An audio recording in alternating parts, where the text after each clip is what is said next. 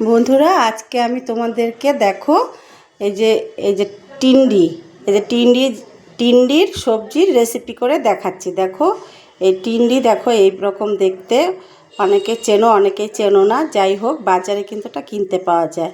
আর এটি কিন্তু ভীষণই উপকারী, বিশেষ করে সুগারের পেশেন্ট যারা, তাদের জন্য ভীষণ উপকারী একটি সবজি। দেখো আমি এই যে টিন্ডির এই যে ওপরের খোসাটা ছাড়িয়ে আমি এইভাবে পিস পিস করে কেটে নিয়েছি। কড়াই বসিয়েছি, এবার তেল দিয়ে দিচ্ছি। কড়ার তেলটা গরম হয়ে গেছে, এখানে একটা বড় এলাচ আর ছোট এলাচ শুকনো লঙ্কা ফোড়ন দিয়ে দিলাম। ফোড়নটা একটু এপাশ ওপাশ করে ভালো করে পুড়িয়ে নিই, একটা ভালো সুন্দর গন্ধ বেরোচ্ছে। প্রথমে দিয়ে দিচ্ছি পেঁয়াজ কুচি।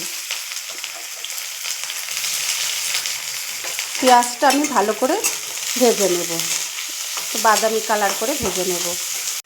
পেঁয়াজগুলো ভাজা হয়ে গেছে, দেখো ব্রাউন ব্রাউন কালার হয়ে গেছে। এবার আমি টমেটো কুচি দিয়ে দিলাম, অল্প করেই দিলাম টমেটো, বেশি দিলাম না। টমেটোর সাথে আমি একবারে তোমার এই যে টিন্ডিগুলো যে কেটে রেখেছি সেগুলো দিয়ে দিলাম। টিন্ডি দিয়ে এবার একটু ভেজে নেব যাতে কাঁচা গন্ধটা চলে যায়।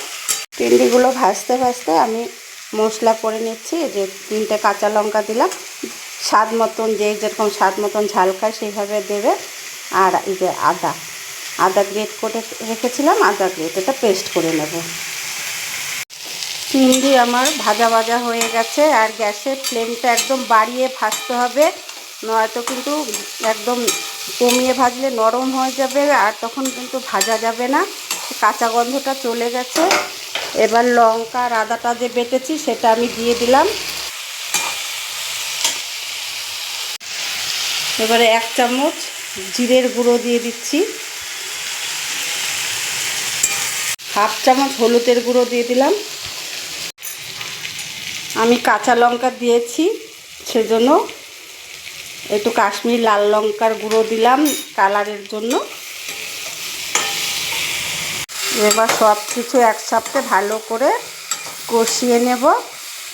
এবারে অল্প জল দিয়ে এই 2 চামচ টক দই দিয়েছি, টক দইটা ফেটিয়ে নিয়ে আসবো। এবার ফেটানো টক দই আমি দিয়ে দিচ্ছি। গ্যাসের ফ্লেমটা কিন্তু কমিয়ে টক দইটা দিতে হবে, নয়তো ফেটে যেতে পারে। এবার আবার টক দই দিয়ে সব কিছু দিয়ে ভালো করে একদম কষিয়ে নেব। মশলার সাথে টিন্ডি আমার কষানো হয়ে গেছে দেখো। এবারে নুন দিয়ে দিচ্ছি, স্বাদ মতো নুনটা দিয়ে দিলাম। নুন কিন্তু আগে দিলে গলে যাবে টিন্ডিগুলো একদম, সেজন্য পরে দিলাম নুনটাকে।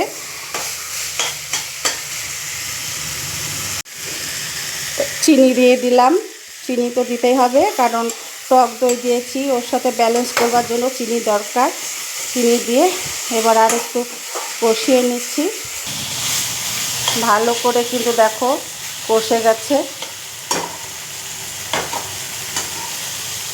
এবারে একটু অল্প করে জল দিয়ে দেব আর একটু সেদ্ধ হবার জন্য টিন্ডিগুলো।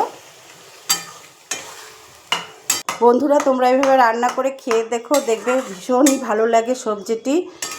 বাজারেও কিনতে পাওয়া যায়, তোমরা কিনে নেবে, এভাবে রান্না করবে।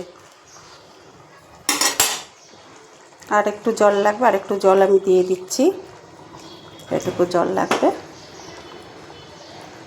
একটা চেরা কাঁচা লঙ্কা দিয়ে দিলাম।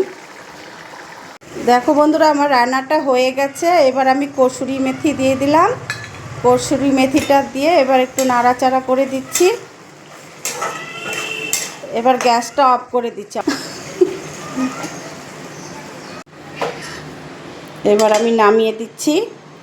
দেখো ওই বাটিটাতে নামিয়ে দিলাম। দেখো কালারটা কত সুন্দর হয়েছে, কালারটা দেখো কত সুন্দর হয়েছে। ভালো লেগে থাকলে শেয়ার করে দিও, লাইক কমেন্ট করো।